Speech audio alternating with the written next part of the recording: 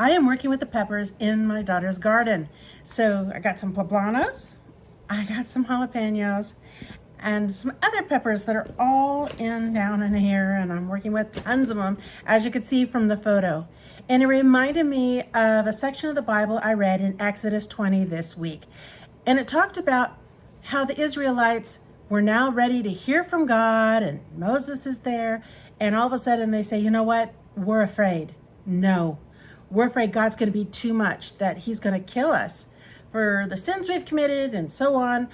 You talk to God, Moses, and then tell us what God said. They were just too afraid. Now, God wasn't going to smite them. God wasn't going to kill them all, but they had this great fear.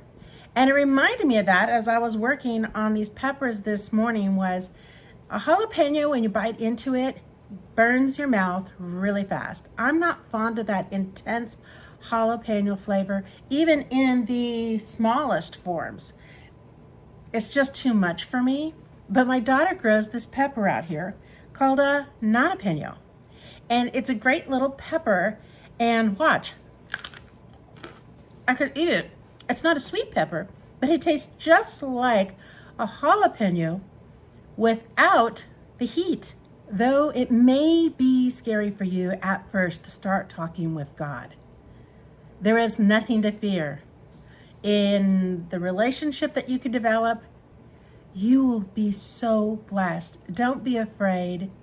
It's going to be God. He is holy, just like this does taste like a jalapeno, but it doesn't burn like a jalapeno. It just has the flavor of it.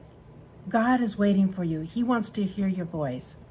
And oh my goodness, the joy that you'll have to go to God straight and not have anybody in between communicating for you will be a huge blessing. Remember, because he lives, it changes everything.